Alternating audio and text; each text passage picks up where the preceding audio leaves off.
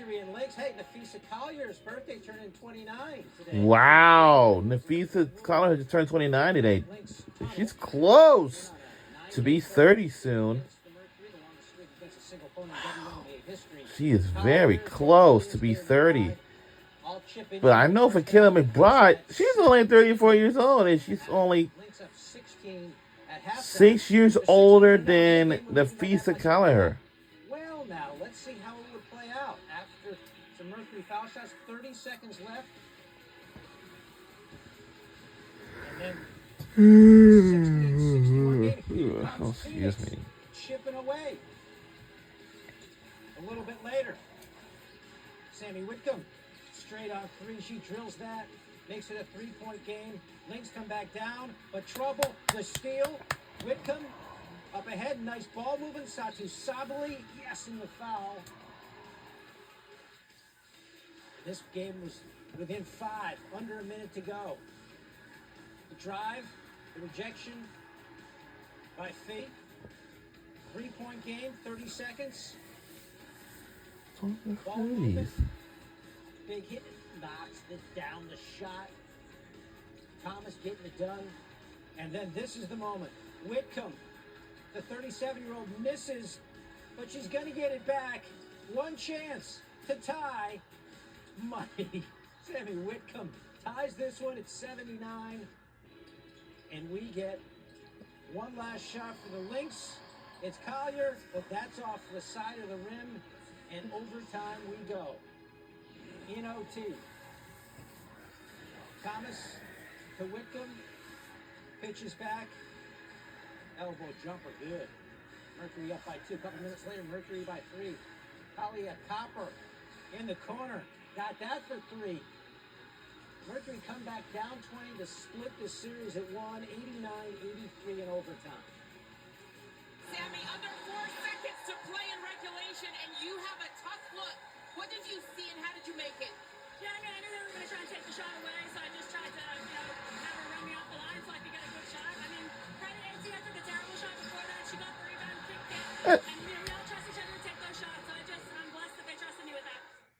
Phoenix did a good job coming out aggressive, but I think we beat ourselves. Unforced turnovers, not taking care of the ball when they were pressuring us. I think just keeping our composure in those situations is huge. So definitely it's frustrating, but it's a series. It's a long series, tied now, so we need to go to Phoenix and take care of business. Mercury were down 20 with less than 6 to go in the third before going on a 50-24 run to end the game. That 20-point comeback is tied for the largest road comeback in WNBA postseason history.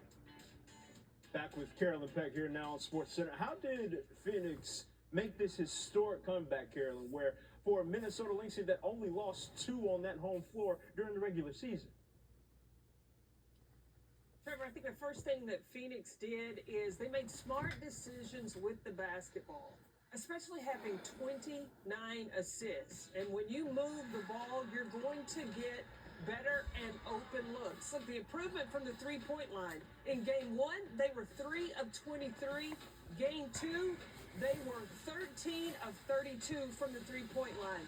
I liked how they moved the basketball. I liked the decision when they looked at the 3, defense flying out at them. They had a little shot fake. In the highlights, you saw that as well. The other thing they did was they turned up defensively. Now, yes, Minnesota had some unforced turnovers, but 18 turnovers for Minnesota. Phoenix turned that into 21 points. Now, can they carry that over? Bring that same focus for 4 quarters and do that at home in Phoenix. Talked about sharing the rock. Those 29 assists, 13 of them were earned by one Alyssa Thomas. That is the most by a Mercury player in the playoffs for that franchise's history. Carolyn, if you don't mind, just hang tight one more time for us. We got to chat with you for one more thing, I should say. Yeah, apparently a WNBA title doesn't buy you a whole lot of job security. Less than a calendar year after Sandy Brondello coached the Liberty to a championship. Yeah, we heard that the team has decided not to renew her contract. Sandy Brondello out as Liberty head coach. Her contract will not going to renew for the 2026 season. What would you say to those who question whether Sandy should be here next year to coach you guys again? There's a lot of us that Could have done better this season, but we're still gonna fight and show up for each other every single day, and I think that's what's the most important part. So we have Sandy's back. Despite that vote of confidence from the Liberty's best player, Brondello is out anyway. Carolyn, what did you make of this quick ouster? So Sam Brondello is out as Liberty coach after the first round exit. And probably as shocked as Breanna Stewart was, because look, when Sandy Brondello came to New York, that's why Breanna Stewart came there. They got her, they got Courtney Vandersloot, they got Jonquel Jones to come play for Sandy Brondello. After a coach takes a team to back-to-back WNBA finals and then to let her go in the next season after facing, first you had an expansion draft and you lost Kayla Thornton, who was huge in that championship. You also had the injury to Benijah Laney. You lost her for the season. And then you had time where Sabrina Ionescu was out, Breanna Stewart was out, JJ was out for some time, and they still finished 5th in the playoff positioning. I don't understand it, but the good news is you have Portland, Toronto, Seattle. I think one of those 3 teams, they need to be on the horn real quick to go after Sandy Brondello because she knows how to win. Yeah, this is a coach who won a title both in New York and Phoenix, so as you mentioned, she probably won't stay unemployed that long. Carolyn giving us her thoughts on all things WNBA on this night. Let's shift over to the diamond where the postseason conversation is just starting to heat up. Yankees hosting the White Sox with a postseason bid on the line. Top 6, Yankees up 1-0. And Kyle Teal with the bases empty muscles one out to right field. That drops in front of Trent Grisham and Aaron Judge for a knock. Tough communication allows Teal to reach safely. Next batter is Colson Montgomery. And Buddy, that one is all the way up out of here. 428 feet later, it is a 2-1 lead for Chicago. Bottom 9 is where we head to next. Bronx Bombers still down by 1. The man you want stepping up is Aaron Judge. Steps up with the runner on third. White Sox manager Will Venable puts up 4 fingers to give the intentional walk.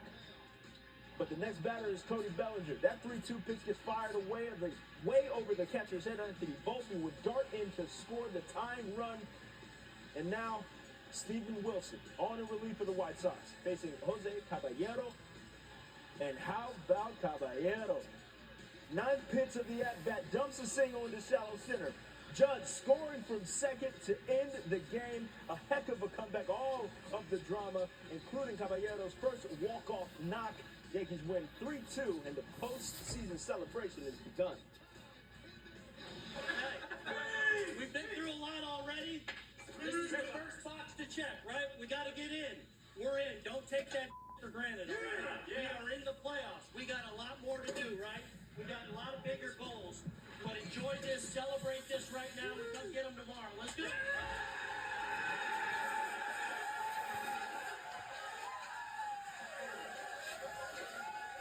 We're all excited, as you can probably hear from all the boys in here. You know, it takes a lot of hard work to get to this point. The long seasons. You never, you know. Does that ever get old? It never gets old. You know, our ultimate goal is to win our division. You know, it's still, you know, right there for us. So, you know, we're excited about getting in, but we got bigger things ahead of us. And the only postseason action coming up, we'll update you on the photo finish race for the AL Central and the NL wildcard chase. Plus, the Giants taking a shot at Jackson Dart as QB1. Our Dan Orlovsky tells us if they hit the bullseye when Sports Center continues.